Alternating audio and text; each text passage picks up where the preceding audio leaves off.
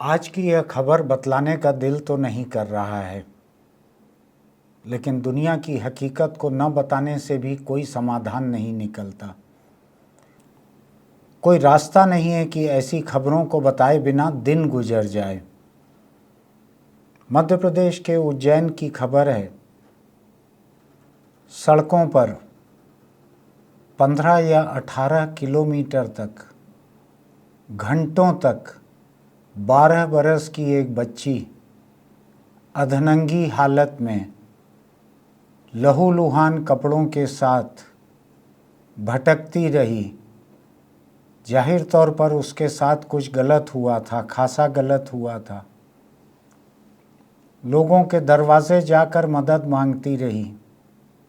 लोगों ने मदद तो नहीं की, एक टेलीफोन भी नहीं किया पुलिस को कि आकर देख ले। आखिर में जाकर वो दंडी आश्रम नाम की एक जगह पर पहुंची। वहाँ के लोगों ने उसको कपड़े से लपेटा, पुलिस को खबर किया। पुलिस उसको इलाज के लिए लेकर गई। डॉक्टरों ने जांच करके बताया कि वो बलात्कार की शिकार है। 12 बरस की वो बच्ची विचलित भी दिख रही थी। खून की ज़रूरत पड़ी क्योंकि खून बहुत बह चुका था, तो पुलिस वालों ने खून दिया। ये उज्जैन की बात है।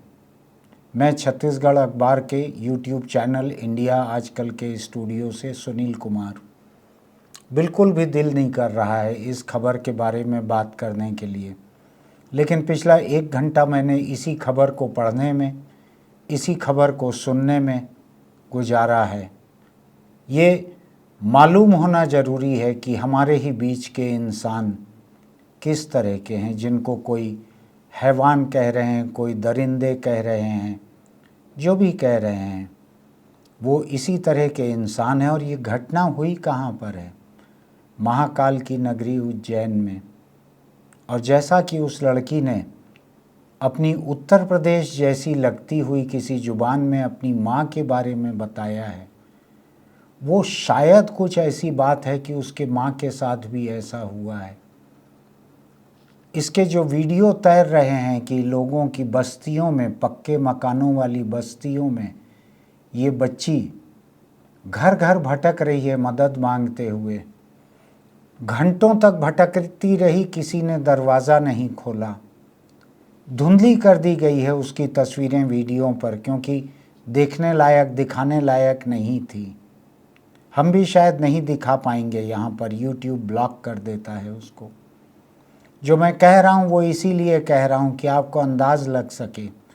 12 साल की बच्ची जो विचलित लग रही है, अधनंगी हालत में है, जो थोड़े बहुत कपड़े हैं खून से सने हुए हैं, बदन से खून बह रहा है। इंसान कहे जाने वाले लोगों की बस्ती में वो घूम रही है मदद मांगते हुए। किसी ने पुलिस तक को फ़ोन नहीं किया। ये महाकाल की नगरी उज्जैन है। आपको ध्यान होगा कि अभी कुछ अर्सा पहले मैक्सिको की पार्लियामेंट में कुछ ऐसे विचित्र से जंतुओं के शव रखे गए, दिखाए गए। वहाँ पे कहा गया कि ये दूसरे ग्रह के आए हुए लोग हैं, इनका डीएनए इंसानों से अलग है। वहाँ के वैज्ञानिकों ने ये रिपोर्ट दी। पार्लियामेंट के भीतर उनको अधिकृत रूप से दिखाया गया, बक्से में रखे हुए, जिसमें नमी, टेम्परेचर, ये सब कंट्रोल्ड हैं, उसमें रखे हुए दूसरे ग्रह के लोगों को दिखाया गया। वो मैक्सिको में मिले हैं बहुत साल पहले, ऐसा बतलाया गया। यहाँ पे कोई दूसरे ग्रह के लोग नहीं हैं, यहाँ केवल इंसान है। हिंदुस्तान में यहाँ कोई दूसरे ग्रह के प्राणी नहीं आए हैं। शायद उनको अंदाज है कि दुनिया में सबसे अधिक बलात्कार वाला देश है ये। सबसे अधिक बलात्कार वाले देश में मध्य प्रदेश देश में सबसे अधिक बलात्कार वाला प्रदेश है। हजारों बलात्कार हर बरस हो रहे हैं, हजारों। मैं भी आंकड़े देखकर आपको बतलाऊंगा। एक आंकड़ा जो मैं अभी सुन रहा था वो ये है कि पिछले बरस के हजारों बलात्कार, 6000 से अधिक बलात्कार में 54% से अधिक बलात्कार नाबालिगों से हुए हैं। नाबालिग बच्चों से बलात्कार 54% से अधिक मामले हैं। क्या कहूँ, मैं ऊंची आवाज़ में बोल भी नहीं पा रहा हूँ। मन शर्मिंदगी से भर गया है। मैं उस बच्ची के बारे में सोच रहा हूँ, उसके दिल पे क्या गुजर रही होगी। हो सकता है कि उसकी समझ कम हो, वो विचलित दिख रही है। बदन तो है, लहूलुहान बदन, जिस पर कितने लोगों ने बलात्कार किया होगा, उस पे क्या गुजर रहा होगा। और 12 बरस की बच्ची हमारे आपके घरों में अगर रहती है तो उसको कैसे रखा जाता है। उसको हथेली पर फूल की तरह रखा जाता है 12 बरस की बच्ची को। आम घरों में जो लोग ये वीडियो देख रहे होंगे, जिनके साथ मैं उठता बैठता हूँ, जिनसे मेरी निजी जान पहचान है, उनके घरों में 12 बरस की बच्ची को हथेलियों पे फूल की तरह रखा जाता है। ये जाहिर तौर पर एक गरीब बच्ची रही होगी। इसकी ज़ुबान बताया जा रहा है कि उत्तर प्रदेश के प्रयागराज के इलाके के एक समुदाय की ज़ुबान है, ऐसा अंदाज लगाया जा रहा है। प्रयागराज की बच्ची, तीर्थ स्थान, वहाँ की बच्ची किस तरह से यहाँ पहुँची होगी। मध्य प्रदेश का शायद सबसे ही बड़ा कहा जाने वाला तीर्थ है महाकाल, उज्जैन का। मैं नक्शे पे देख रहा था, जिस दांडी आश्रम में या दंडी आश्रम में ये बच्ची पहुंची और जहां इसको कपड़े से लपेटकर पुलिस को खबर की गई, वो बहुत दूर नहीं है महाकाल से। गूगल मैप पे दिखता है कि वो जगह कितनी दूर है। मैं देख रहा था उस मैप को, अभी आपको दिखाएंगे हम इसको। दांडी सेवा आश्रम, जहां वो बच्ची मिली, उसके कुछ दूरी पर श्री काल भैरव मंदिर उज्जैन है। उसके बगल में कुछ दूरी पर मंगलनाथ मंदिर है। उसके बगल में महर्षि संदीपनी आश्रम है। उसके बगल में राजा भर्तहरि की गुफा है। उसके बगल में महाकाल उज्जैन है। उसके बगल में महाकालेश्वर ज्योतिर्लिंग है। उसके बगल में इस्कॉन टेम्पल है, इस्कॉन मंदिर है। उसके पास में श्री चिंतामण गणेश मंदिर है, चिंतामण गणेश मंदिर है। और भी मैं और चारों तरफ देखूंगा तो मंदिरों की नगरी है ये। कहा जाता है, बहुत सारे धर्मों में कहा जाता है कि कण कण में भगवान है, ईश्वर सभी जगह मौजूद रहते हैं। ईसाई धर्म में अंग्रेज़ी ज़ुबान में कहा जाता है कि गॉड इज़ ऑलमाइटी, सर्वशक्तिमान है। गॉड इज़ ओमनी प्रेजेंट, वो हर जगह विद्यमान है, हर जगह विद्यमान है। हिंदू धर्म में या हिंदुस्तानी संस्कृति में कहा जाता है कण कण में भगवान, कण कण में भगवान। अलग अलग धर्मों में इसी तरह की धारणा है ईश्वर को लेकर। ये देश जो है देवियों की पूजा का देश है। साल में 2 बार 9-9 दिन तो देवियों की पूजा की ही जाती है।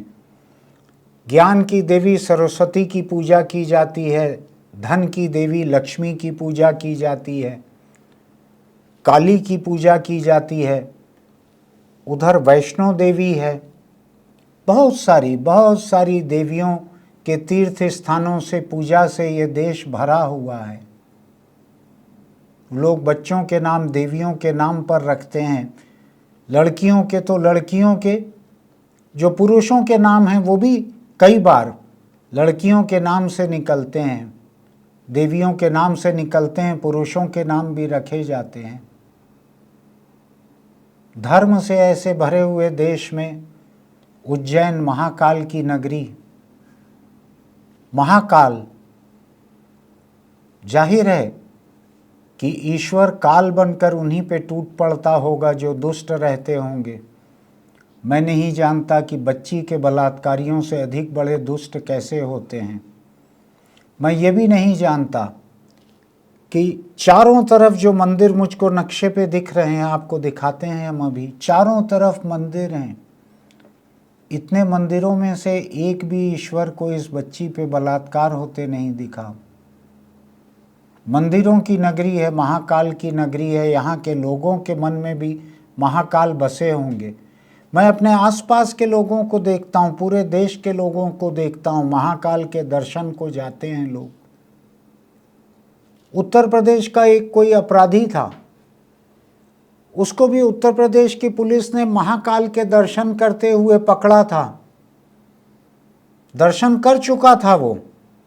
जब पुलिस गिरफ्तार करके उसको उत्तर प्रदेश लेके जा रही थी, रास्ते में शायद गाड़ी पलटी, शायद कुछ हुआ या मुठभेड़ हुई, मारा गया वो, ऐसा कुछ हुआ। ऐसी महिमा है महाकाल की कि अच्छे बुरे तमाम किस्म के लोग वहाँ दर्शन के लिए पहुँचते हैं। अच्छे लोग ही ज़्यादा पहुँचते होंगे। ऐसी महिमा वाले महाकाल की नगरी है ये। एक ने बलात्कार कर दिया तो कर दिया, 2 ने कर दिया, 4 ने कर दिया, कितने लोगों ने किया होगा 12 बरस की बच्ची से बलात्कार। उसके बाद वो बस्तियों में घूमते रही, पक्के मकानों की कॉलोनियों में घूमते रही। एक ने भी मदद नहीं की, एक ने भी कपड़ा उसकी तरफ नहीं बढ़ाया, एक ने भी उसको पानी नहीं पूछा, ये नहीं कहा कि तुम आके हमारे घर की सीढ़ी पे बैठ जाओ, हम पुलिस को बुलाते हैं, एम्बुलेंस को बुलाते हैं। मैं मध्य प्रदेश के बारे में देखता हूँ, इश्तहार देखता हूँ बड़े बड़े सरकार के, एक टेलीफोन पे एम्बुलेंस पहुँच जाती है, एक टेलीफोन पे पुलिस पहुँच जाती है। पुलिस को बड़ी बड़ी गाड़ियां दी गई है ताकि वो तेजी से पहुंच सके। ये बच्ची घंटों घूमते रही। ये सोमवार की बात है, सोमवार जो महाकाल का दिन माना जाता है, उस दिन की बात है। इस बच्ची को शाम को मदद मिली दंडी आश्रम में, शाम को जाकर भटकती रही है दिन भर घंटों। महाकाल का दिन था सोमवार। मैं हैरान होता हूँ कि अगर इस बच्ची को इतने सारे ईश्वर, इतने सारे मंदिर, इतने सारे आश्रम मिलकर नहीं बचा पा रहे हैं, और कितने ईश्वर लगेंगे, और कितने धर्म लगेंगे, और कितने धर्म स्थान लगेंगे कि उनकी नज़रों के बीच 12 बरस की बच्ची से शायद गैंग रेप हुआ हो, उसके साथ बलात्कार की पुष्टि तो अस्पताल के डॉक्टरों ने की है। खून इतना बहा है कि उसको पुलिस वालों को खून देना पड़ा। मैं हैरान हो रहा हूं सोचकर कि ये कैसा प्रदेश है ये। यहां पर मामा मुख्यमंत्री है। मामा के मुख्यमंत्री रहते हुए कुछ अपराधियों ने बलात्कार कर दिया तो कर दिया। लोगों ने नहीं बचाया, लोगों ने नहीं मदद की। जिन कॉलोनियों की फोटो दिख रही है मुझको वीडियो में, जो मकान दिख रहे हैं, घर के बाहर खड़े हुए लोग दिख रहे हैं। एक इंसान ऐसा दिख रहा है जो दुत्कार के उसको आगे जाने कह रहा है, जैसे कि वो कोई भीख मांगने पहुंची हो। 12 बरस की अधनंगी लड़की लहूलुहान, उसको एक आदमी ऐसा अपने घर के सामने खड़े होकर ऐसा जाने को कह रहा है, आगे जाने को कह रहा है। किस तरह के मामा का प्रदेश है ये? किस तरह का असर है सरकार का? 15-18 जाने कितने बरस हो गए मामा को राज करते इस प्रदेश में, और महाकाल को तो हजारों लाखों कितने बरस हो गए हैं उस शहर में। उनकी महिमा अपरंपार है। मैं केवल सुनते रहता हूँ कि महाकाल के दर्शन को जा रहे हैं, लोग जीवन को धन्य मान लेते हैं। मैं सोच रहा हूँ कि क्या महाकाल भक्तों में इतने व्यस्त हैं कि एक विचलित बच्ची के साथ ऐसा हो रहा है, वो रोक नहीं पा रहे हैं। हो भी गया तो क्या घंटों तक ईश्वर को पता नहीं चलता कि वो इस बच्ची की कोई मदद कर सकें? कुछ इंसानों ने मदद की, पुलिस को खबर की, पुलिस लेकर गई अस्पताल, अपना खून भी दिया पुलिस वालों ने। किसी का भी दिल पिघलेगा बलात्कारियों के अलावा। मैं इसकी रिपोर्ट अभी एक चैनल पर देख रहा था, एक टीवी चैनल पर, जो बाकी चैनलों से मैं बेहतर मानता हूँ। उसमें न्यूज़ रीडर मेरी दोस्त हैं सोशल मीडिया पर, सुन रहा था मैं उसको, वो हैवान, दरिंदे, ऐसे कई तरह के शब्द कह रही थी। ये मैक्सिको नहीं है जहाँ दूसरे किसी ग्रह से दरिंदे हैवान ये आए हों। ये यही हिंदुस्तान की बात है, यहाँ कोई दूसरे ग्रह के लोग अभी तक नहीं आए हैं। ये यहीं के इंसान हैं और हिंदुस्तानी ही होंगे। ये गोवा जैसा या केरल जैसा पर्यटकों का जमावड़े वाला कोई जगह नहीं है उज्जैन। ये धार्मिक भावनाओं वाले लोग ही होंगे जिन्होंने ऐसा किया होगा। नहीं भी होंगे तो धार्मिक नगरी में ऐसा हुआ है। मैं सोचने की कोशिश कर रहा हूँ कि किसी जगह की हिफाजत के लिए और कितने ईश्वरों की ज़रूरत पड़ती होगी। कोई हिंदू भगवान देवी देवता अगर बचाने के लिए नहीं भी होंगे तो क्या ईसाइयों के गॉड ऑलमाइटी और गॉड ओमनी प्रेजेंट, जो सब जगह मौजूद हैं, सर्वत्र मौजूद हैं, क्या ईसाई ईश्वर को, एक लड़की को बचाने में कोई दिक्कत हुई होगी अगर उसके गले में क्रॉस नहीं टंगा होगा तो? क्या अगर वो ईसाई नहीं दिख रही थी तो क्या उसको बचाने में दिक्कत हुई होगी? क्या कोई ईश्वर छांट छांट के अपने धर्म के लोगों को बचाते हैं? इस मध्य प्रदेश में इतने बलात्कार होते हैं, इतने बलात्कार होते हैं कि ये देश की बलात्कार राजधानी है। 54% बलात्कार जो हैं यहाँ पर नाबालिग बच्चियों से हुए हैं। मैं अभी जाति पर नहीं जा रहा हूँ, लेकिन इसका बड़ा हिस्सा दलित आदिवासी बच्चियों का, दलित आदिवासी महिलाओं का होगा तो मुझको हैरानी नहीं होगी। आबादी में उनका जितना हिस्सा है उससे ज़्यादा हिस्सा बलात्कार के शिकार होने में है उनका। मैं हैरान परेशान हूँ कि जो लोग अपने बच्चों को धर्म की शिक्षा देते हैं, उनको धर्म सिखाते हैं, उनको बताते हैं कि ईश्वर सब जगह मौजूद हैं, बुरा काम मत करो। ये सिखाना अच्छी बात है कि बुरा काम मत करो, लेकिन क्या इस घटना के बाद कोई माँ बाप अपने बच्चों को ईश्वर के बारे में कह सकते हैं कि मुसीबत में ईश्वर बचाने आएंगे?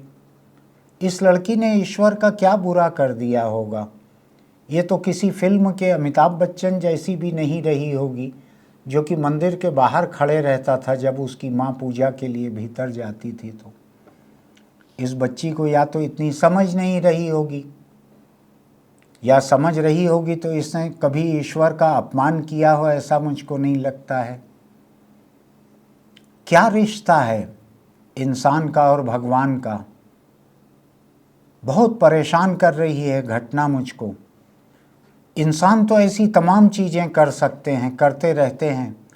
घर के भीतर बाप बेटी से बलात्कार कर रहे हैं, भाई छोटी बहन से बलात्कार कर रहे हैं, परिवार के 4 लड़के मिलके परिवार की ही नाबालिग लड़की से बलात्कार कर रहे हैं, टीचर स्टूडेंट से, प्रशिक्षक अपनी खिलाड़ी से, कोई रिसर्च गाइड अपनी रिसर्च स्कॉलर से, चारों तरफ बलात्कार होते ही रहते हैं। लेकिन इसको मैं क्या मानूं? इसको बलात्कार से कम मानूं कि 12 बरस की एक जख्मी लहूलुहान बच्ची आधे उगड़े बदन में कॉलोनियों के बीच घूम रही है और लोग उसको आगे जाने कह रहे हैं? इसको क्या मानूं मैं? क्या इंसानियत पे भरोसा हो? क्या ऐसे इंसानों पे भरोसा हो? अपनी खुद की मुसीबत के वक्त मैं इनमें से किस पर क्या भरोसा करूं? मैं तो आदमी हूं, मैं तो उम्र दराज हूं, मैं तो बड़ा हूं। एक बच्ची 12 बरस की, क्या इन कॉलोनियों में किसी के घर में बच्चे नहीं होंगे? क्या किसी को रहम नहीं आई होगी? ईश्वर से भी मेरा यही एक सवाल है, कहाँ रहते हो तुम? क्या करते रहते हो? क्या अपनी पूजा करवाने, अपनी आरती करवाने अपने सामने कहीं कैंडल जलवाने, अपने सामने कहीं नमाज पढ़वाने, अपने सामने कहीं घंटा बजवाने। इससे परे भी तुमको कुछ दिखता है? इससे परे भी तुमको कुछ ज़रूरी लगता है?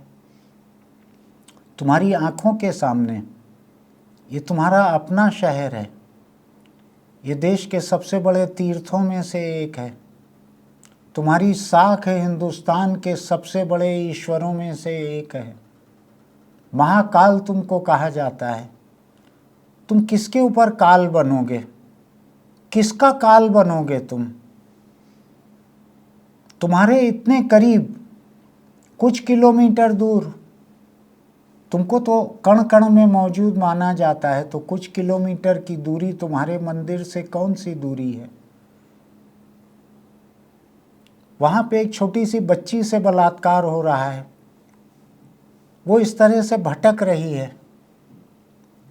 न अपने पक्के घरों में बसे हुए लोगों के मन में कोई तकलीफ़ दिख रही है, न बलात्कार करने वालों के मन में कोई तकलीफ़ दिख रही है। कहाँ हो तुम? क्या तुम्हारा काम सिर्फ अपनी पूजा करवाना है, या अपने नाम और अपनी साख के मुताबिक तुम बलात्कारियों पर मौत बनकर टूट भी पड़ोगे? कहीं उनके ऊपर बिजली गिरा सकते हो कि ऐसे लोग मारे जाएं? क्या कर सकते हो तुम? क्यों करें लोग तुम्हारी पूजा? ये बच्ची, जिसको बड़ी होने पर अगर पता लगेगा, उसको समझ होगी, तो क्या इसके दिल पे गुजरेगी कि तुम्हारे दरबार में, तुम्हारी अपनी बस्ती में इसके साथ ऐसा हुआ? जिनको लोग हैवान और दरिंदा कह रहे हैं, उन लोगों ने किया, और जो अपने घर में बसे हुए इंसान हैं, उन्होंने क्या सलूक किया इसके साथ? तुम्हारे 10-20 किलोमीटर में जो बस्तियां बसी हुई हैं, उनके ऊपर भी तुम्हारा असर नहीं है। उनको भी तुम ये नहीं सिखा पाए कि इतनी मुसीबत में फंसी हुई एक बच्ची की अगर तुम मदद नहीं करोगे तो मेरे दरबार में तुम्हारी कोई जगह नहीं है। मुझको तुम्हारा चढ़ाया हुआ दूध, चढ़ाई हुई बेलपत्री, मेरे बाहर नंदी को चढ़ाए गए फूल, इनमें से कुछ भी मुझको मंजूर नहीं होगा अगर तुम असल ज़िंदगी में ऐसी मुसीबत ज़दा बच्ची की मदद नहीं कर सकोगे। कुछ तो तुमने सिखाया होता अपने आसपास के इंसानों को।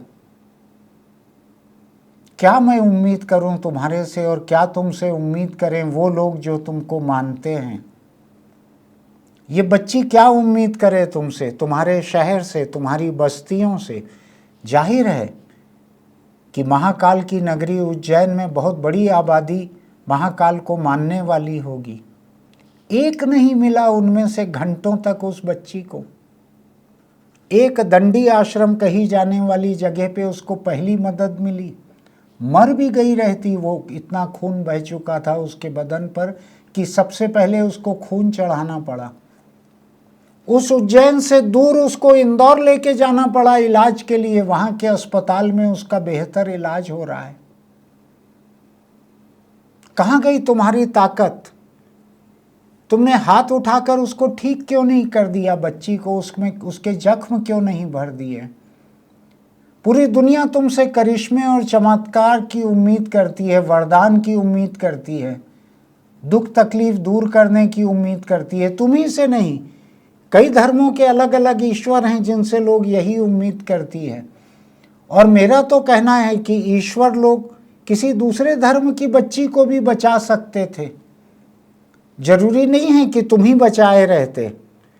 हो सकता है वो बच्ची किसी और धर्म की हो सकता है हिंदू हो सकता है उसको ईसा मसीह बचा लेते, अल्लाह बचा लेते, बुद्ध बचा लेते, महावीर स्वामी बचा लेते, गुरु नानक देव बचा लेते। जितने लोग पूजे जाते हैं उनमें से किसी ने उस बच्ची को नहीं बचाया। वो मर ही चुकी थी खून बहते बहते। मैं सवालों से भरा हुआ हूँ ईश्वर। मैं तुमको मानता नहीं हूँ अपनी निजी सोच में। मेरी निजी सोच कहती है कि तुम्हारा अस्तित्व नहीं है। मैं नास्तिक हूँ। मेरे माता पिता धर्मालु थे, वो ईश्वर को मानते थे, पूजा करते थे। मैं नहीं मानता, मैं तुम्हारे अस्तित्व को नहीं मानता हूँ। आज मेरे हाथ एक और सवाल लगा है, ये सवाल मैं तुमसे कर रहा हूँ, इसका जवाब दे दो मुझको। अगर मेरे सवाल तुमको अपमान लगते हैं तो बिजली बनकर चाहो तो मुझ पर टूट पड़ो, लेकिन मेरा यह सवाल बने रहेगा कि उस बच्ची के साथ तुम्हारे शहर में, तुम्हारी बस्ती में, तुम्हारे मंदिर के पास ऐसा हुआ।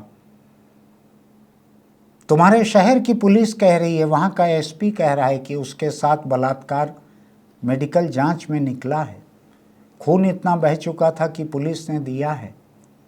तो मेरा सवाल है ईश्वर तुमसे कि क्यों तुमने ऐसा होने दिया? तुम तो सर्वशक्तिमान हो, सर्वत्र हो, सर्वज्ञ हो, तुमको सब पता रहता है, तुम कण कण में विद्यमान हो। इस बच्ची के साथ जहां बलात्कार हुआ था उसके नीचे लाखों कण रहे होंगे। जिन कणों पे पैर रखते हुए ये बच्ची भटक रही थी मदद मांगते हुए, उन करोड़ों अरबों खरबों कणों में भी तुम थे।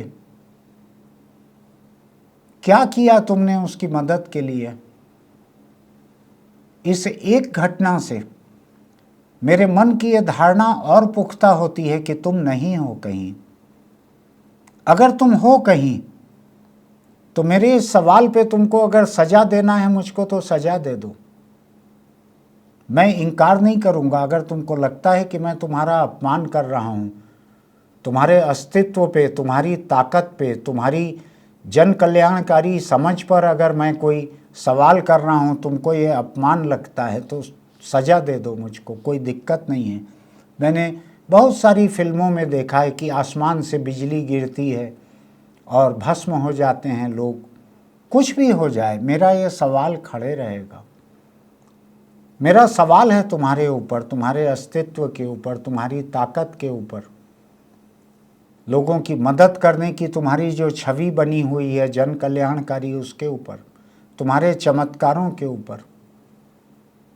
तुम्हारे घर के करीब ये हुआ इस बच्ची के साथ, ये अपने आप में तुम्हारे अस्तित्व पे सवालिया निशान है।